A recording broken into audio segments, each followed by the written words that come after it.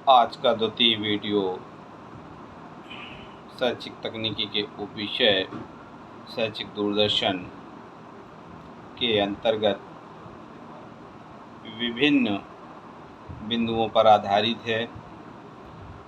इसके प्रस्तुतकर्ता कृष्णकांत वाजपेयी, सहायक प्राध्यापक, शिक्षक शिक्षा विभाग,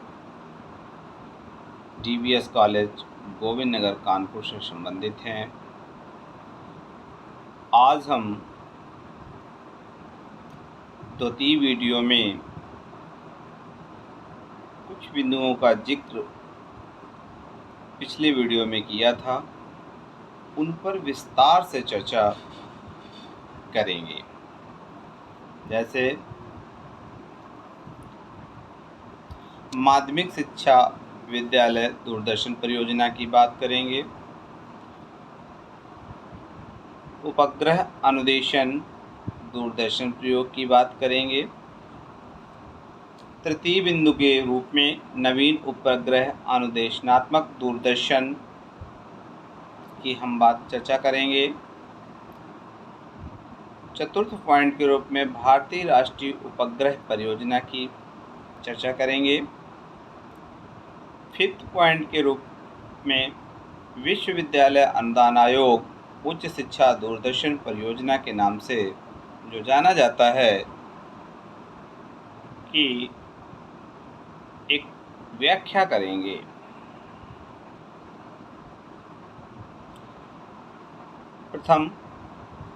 सर्वप्रथम हम लोग बात करेंगे माध्यमिक विद्यालय दूरदर्शन परियोजना। माध्यमिक विद्यालय के पाठ्यक्रम से संबंधित इस परियोजना का शुभारंभ अक्टूबर 1961 ईस्वी में दिल्ली में एक प्रोग्राम के रूप में हुआ है। इसके अंतर्गत प्रति सप्ताह कक्षा 11 की भौतिकी एवं रसायन विज्ञान के 3 पाठ तथा हिंदी और अंग्रेजी के लिए एक पाठ प्रसारित किए गए। यहाँ पर विशेष रूप से ध्यान देने की बात यह है, 1961 में भारत देश में तकनीकी का विस्तार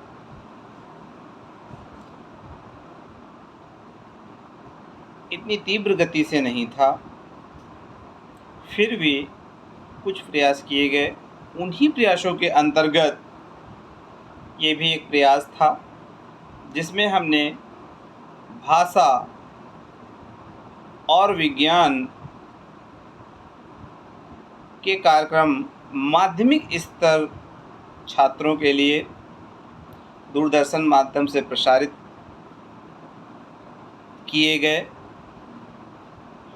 यह कार्यक्रम पाठ्यक्रम आधारित था, अर्थात इस कार्यक्रम के अंतर्गत पाठ्य विषय पर विशेष ध्यान दिया गया। दूरदर्शन का प्रसारण उन्हीं विषयों पर किया गया जो शैक्षिक कैरिकुलम के पार्ट थे तथा इसे स्कूल के कार्य के समय ही विद्यालयी गतिविधियों के एक अनिवार्य अंग के रूप में प्रसारित किया गया। साथ ही ये भी ध्यान रखा गया कि यह प्रोग्राम उसी समय संचालित होता था जो हमारे विद्यालयों की टाइमिंग थी। जैसे उदाहरण के रूप में 10 से 4 के बीच में ये प्रोग्राम दूरदर्शन पर प्रसारित किए गए। सेकेंड पॉइंट पे हम आते हैं और देखते हैं उपग्रह अनुदेशनात्मक दूरदर्शन प्रयोग। ये भी अपने में एक नवीन प्रयोग था जिसने शैक्षिक तकनीकी को बहुत बल दिया। अनुदेशनात्मक उद्देश्यों के लिए उच्च तकनीकी के उपयोगों का यह अनूठा एवं विशाल प्रयोग 1 अगस्त 1975 ईस्वी को केवल 1 वर्ष के लिए शुरू किया गया। इसका प्रारंभिक काल बहुत छोटा था, अर्थात 1 वर्ष के लिए ही इस प्रोग्राम को संचालित किया गया।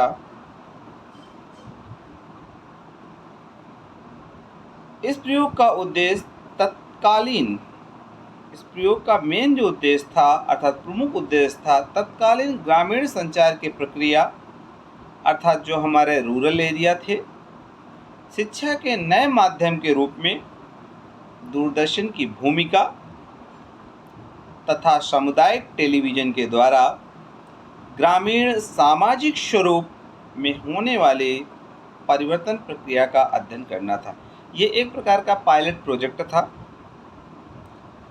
जिसमें केवल ये देखना था कि जो शैक्षिक दूरदर्शन है वो हमारे जितने भी ग्रामीण अर्थात दूरदराज के एरिया हैं उन पर इसका क्या प्रभाव पड़ता है, शैक्षिक गतिविधियों में कैसे परिवर्तनशीलता लाई जा सकती है। और ये एक सामुदायिक फॉर्म पे था अर्थात हम इसको अलग अलग नहीं था, एक समुदाय के रूप में इसको किया गया क्योंकि ये एक अपने आप में प्रोजेक्ट था। थर्ड, नवीन उपग्रह अनुदेशनात्मक दूरदर्शन प्रयोग परियोजना। तृतीय में हम बात करेंगे, चर्चा कर रहे हैं साइट। इसका शॉर्ट फॉर्म है अर्थात इसका संक्षिप्त जो रूप है वो साइट के नाम से हम जानते हैं। साइट प्रयोग के उत्साहजनक परिणामों ने उपग्रह अनुदेशनात्मक दूरदर्शन के उपयोगों को विस्तार रूप प्रदान करने का मार्ग प्रशस्त किया। देखिए यहाँ पर एक चीज़ ध्यान देने की ज़रूरत है कि जो प्रथम था उसका नाम भी साइट था और द्वितीय में केवल न्यू साइट के नाम से था क्योंकि ये नवीन उपग्रह अनुदेशनात्मक दूरदर्शन प्रयोग परियोजना थी। सेम काम इसका भी था लेकिन कुछ इसमें विभिन्नता थी। जैसे वो प्रथम 1 अक्टूबर 1975 को स्टार्ट की गई और ये उसके उत्साहजनक परिणामों को देखते हुए 1977 में जयपुर में भूतली ट्रांसमीटर के प्रसारण होने पर एक नवीन साइट सतत परियोजना की शुरुआत की गई। इसकी शुरुआत जो हुई वो राजस्थान के जयपुर में हुई और भूतली ट्रांसमीटर ये प्रथम बार उपयोग किया गया अर्थात इसको प्रसारित करने में। इस साइट सतत परियोजना के मुख्य उद्देश्य थे कुछ, ग्रामीण जनसंख्या को कृषि की वैज्ञानिक एवं विकसित विधियों, उर्वरकों के प्रयोग, स्वास्थ्य की समुचित देखभाल करने के बारे में समुचित जानकारी प्रदान करना था। इस प्रोजेक्ट का मेन उद्देश्य ये था क्योंकि भारत एक कृषि प्रधान देश है और कृषि से संबंधित जानकारियों का प्रचार करना इस परियोजना का एक प्रमुख उद्देश्य था। राष्ट्रीय एवं भावात्मक एकता को बढ़ाना था अर्थात हम इसके द्वारा राष्ट्रीय एवं भावनात्मक एकता पर बढ़ाने पर भी जोर देते थे। ग्रामीण बच्चों को शिक्षा एवं स्वास्थ्य तथा पर्यावरण से संबंधित जानकारी भी इसमें प्रदान की गई अर्थात इसमें हम संपूर्ण ऑब्जर्वेशन करते हैं तो हम ये पाते हैं कि यह परियोजना ग्रामीण क्षेत्र के किसानों, ग्रामीण क्षेत्र में हमारे नवयुवकों के लिए ये नवीन साइट परियोजना का प्रारंभ किया गया था। चौथी है भारतीय राष्ट्रीय उपग्रह सेवा। भारतीय राष्ट्रीय उपग्रह सेवा 30 अगस्त 1983 ईस्वी को उपग्रह इनसेट बी अंतरिक्ष में छोड़ा गया जिसने 15 अक्टूबर 1983 को पूरी तरह कार्य करना प्रारंभ किया। इस इनसेट द्वारा दूरदर्शन सेवा आंध्र प्रदेश, बिहार, गुजरात, महाराष्ट्र, उड़ीसा एवं अपने उत्तर प्रदेश में भी प्रचारित एवं प्रसारित की गई। यह संपूर्ण देश के अंतर्गत केवल 6 बड़े राज्यों को चुन के लिया गया और उन 6 बड़े राज्यों में इसकी सेवाएं प्रदान की गईं। इन सेवाओं के लिए प्रत्येक राज्य से सबसे अधिक पिछड़े अर्थात यहाँ ये भी ध्यान दिया गया कि उस राज्य के सबसे अधिक पिछड़े 3 से 4 जिलों को चुना गया। इनसेट सेवा का प्रमुख उद्देश्य ग्रामीण एवं पिछड़े क्षेत्रों को भी राष्ट्रीय मुख्यधारा के साथ प्रगति के पथ पर लाना था अर्थात भारतीय राष्ट्रीय उपग्रह सेवा का जो मुख्य उद्देश्य था वो हमारे देश के उन पिछड़े जिलों को राष्ट्र की मुख्य धारा से जोड़ने का उद्देश्य था और काफ़ी हद तक हम उस उद्देश्य में सफल भी हुए।